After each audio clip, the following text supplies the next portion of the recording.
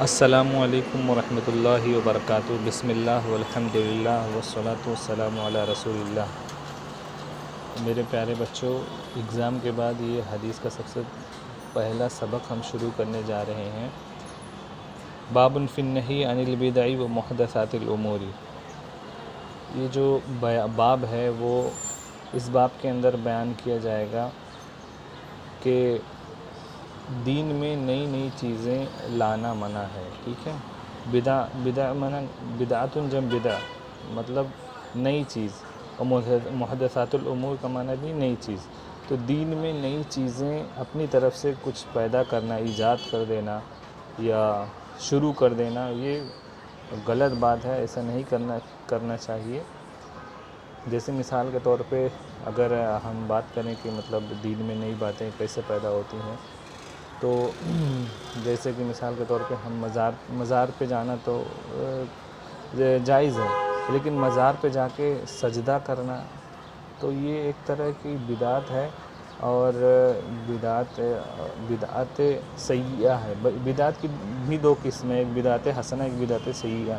جیسے پرانے زمانے میں مسجدوں پہ مینار نہیں ہوا کرتے تھے ہیں، اور جیسے ابھی محراب ہوتا ہے تو اندر جب نماز پڑھنے کے لیے ہم لوگ جاتے ہیں تو آپ لوگ دیکھ سکتے ہیں کہ جو وہ ہوتا ہے نا ممبر، اس کے بازو میں جہاں پہ امام نماز پڑھاتے ہیں جمعہ کی، تو وہ تھوڑا سا آگے ہوا رہتا ہے۔ مطلب مسجد جو رہتی ہے نا، مسجد کے سامنے مطلب ایسے وہ کیا بولتے ہیں، گفا کے جیسے بنا ہوا رہتا ہے نا، مطلب گفا نہیں رہتا ہے، آگے تھوڑی سی جگہ رہتی ہے، مطلب امام سب سے آگے ہو جاتا ہے۔ آگے ہونے کے لیے جو ہے نا وہ ممبر کے بازو میں جگہ بنائی رہی، فکس کی گئی رہتی، تو پرانے زمانے میں نہیں رہتی تھی، مگر ابھی ضرورت کے تحت میں اس کو شروع کیا گیا، ابھی نہیں مطلب بعد میں شروع کیا گیا۔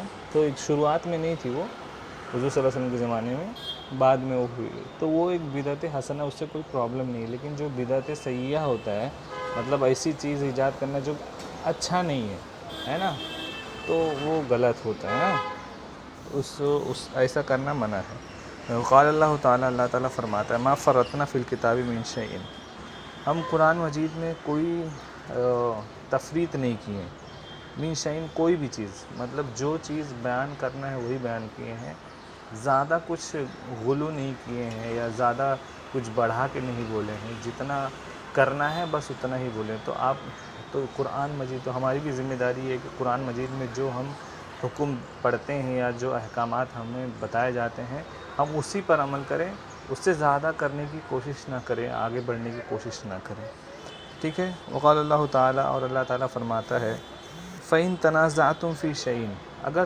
تمہیں کسی چیز میں اگر تم جھگڑا کرنے لگو یا تم میں تکرار اگر ہو جائے کسی بات کو لے کر، دین میں کسی بات کو لے کے، تو فَرُدُّوهُ إِلَى اللَّهِ وَالرَّسُولِ، تو اس بات کو ہے نا تم اللہ اور اس کے رسول کے حکم کی طرف پھیر دو۔ مطلب یہ دیکھو کہ اللہ اور اس کے رسول اس کے بارے میں کیا بولتے ہیں، اس حکم کے بارے میں کیا بولتے ہیں، بس اسی پہ عمل کرو، نہ کہ اپنی طرف سے کچھ من گھڑت باتیں بنا کے لوگوں کو بتانا شروع کر دو، ایسا کرنا غلط ہے۔ وقال اللہ تعالیٰ، اور اللہ تعالیٰ فرماتا ہے، وَأَنَّ هَذَا صِرَاطِي مُسْتَقِيمًا، یعنی اسلام کے بارے میں اللہ تعالیٰ فرماتا ہے کہ یہ جو راستہ میں نے بتایا، یہ صراطی، یہ میرا راستہ مستقیم ہے، ٹھیک والا راستہ ہے، ایک دم اسٹریٹ اور گمراہی والا راستہ نہیں، فَاتَّبِعُوهُ، تو اسی پہ چلو تم لوگ، وَلَا تَتَّبِعُوا السُّبُلَ، بہت ساری راستے پہ مت چلو، مطلب کوئی اور دین پہ عمل کرنے لگو یا پورے دین کو ایک ساتھ لے کے چلو، ایسا نہیں، جو دین اسلام ہے اسی پر عمل کرو۔ اگر ایسا کرو گے، یعنی الگ الگ راستے پہ چل کے تم یہ سوچو گے کہ اللہ تعالیٰ تک پہنچ جائیں گے، تو ایسا نہیں ہوگا۔ فَتَفَرَّقَ بِكُمْ عَنْ سَبِيلِهِ، اگر اس طرح تم لوگ الگ الگ راستے پر چلنا شروع کر دو گے تو جو صحیح راستہ ہے اس سے بھٹک جاؤ گے، اوکے۔ اور ابھی حدیث پر ہم چلتے ہیں۔ وعن جابر رضی اللہ تعالیٰ عنہ قال کان رسول اللہ صلی اللہ علیہ وسلم، جابر رضی اللہ تعالیٰ سے روایت ہے، آپ فرماتے کہ نبی پاک صلی اللہ علیہ وسلم تھے، اذا خطب، اگر وہ خطبہ دیتے ہیں، تقریر کرتے، احمرت عیناہ، تو ان کی آنکھیں جو ہیں نا وہ لال ہو جایا کرتی تھی، مطلب بولتے بولتے آنکھیں غصے میں جو ہے لال ہو جاتی تھی۔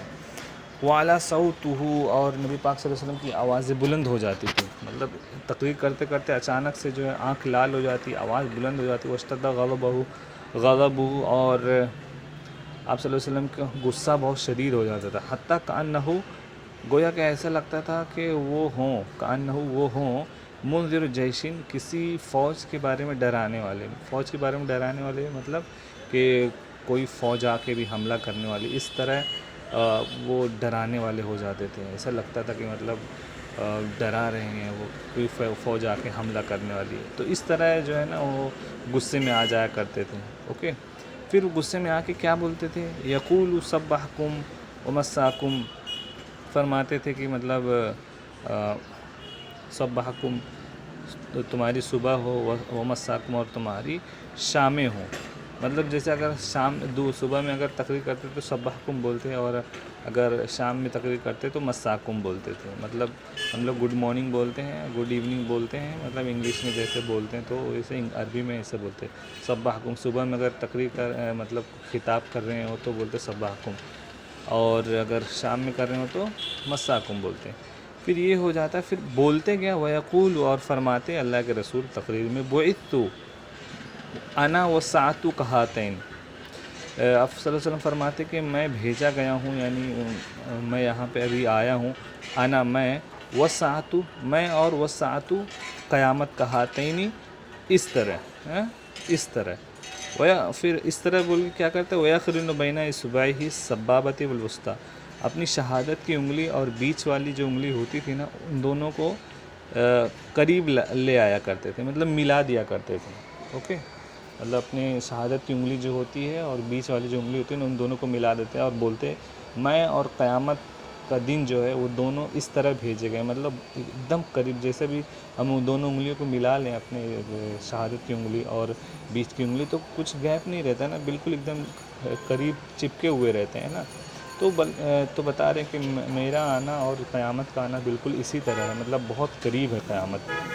پھر اس کے بعد بولتے وَيَقُولُ أَمَّا بَعْد، پھر فرماتے اما بعد فَإِنَّ خَيْرَ الْحَدِيثِ، تو بے شک جو سب سے اچھی بات جو ہے وہ کتاب اللہ تعالیٰ کی کتاب ہے. اگر اچھی باتیں اگر تم کو پڑھنی ہے تو کتاب اللہ کھول کے، قرآن مجید کھول کے پڑھو، وہ سب سے اچھی باتیں اس میں. وخیر الحدی، اور سب سے اچھا راستہ، ہدی کا معنی یہاں پہ راستہ ہے، ہدی محمد صلی اللہ علیہ وسلم، یعنی میرا جو راستہ ہے، میں جو تم کو راستہ دکھاتا ہوں وہی راستہ سب سے بہتر راستہ ہے، نہ کہ بدھا کو دیکھنا یا پھر گرو نانک کو دیکھنا یا پھر ہندوؤں کو دیکھنا، اس طرح نہیں.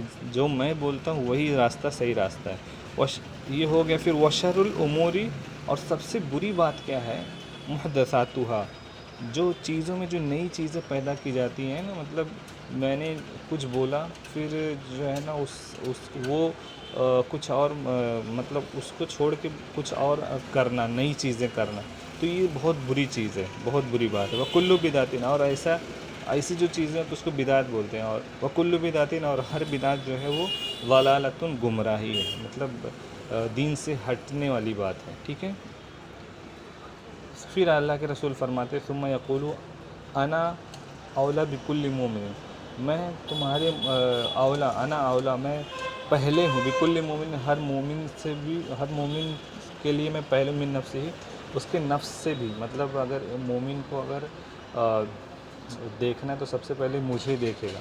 ٹھیک ہے، اپنے بارے میں نہیں سوچے گا، سب سے پہلے میرے بارے میں سوچے گا. ٹھیک ہے.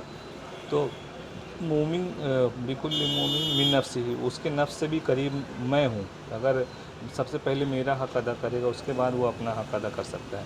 پھر اس کے بعد اللہ کے رسول فرماتے ہیں من ترک مالا، جو کوئی مال چھوڑ کے جائے گا، مطلب جو بھی دولت وغیرہ چھوڑ کے جائے گا، فلی اہلہ، تو وہ اس کے اہل کو، یعنی اس کے خاندان کو مل جائے گا.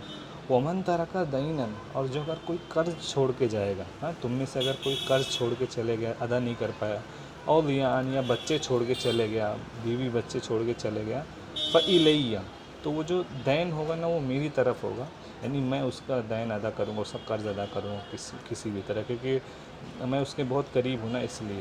وعلیہ، اور وہ جو بچے ہوں گے ان کی ذمہ داری مجھ پر ہوگی.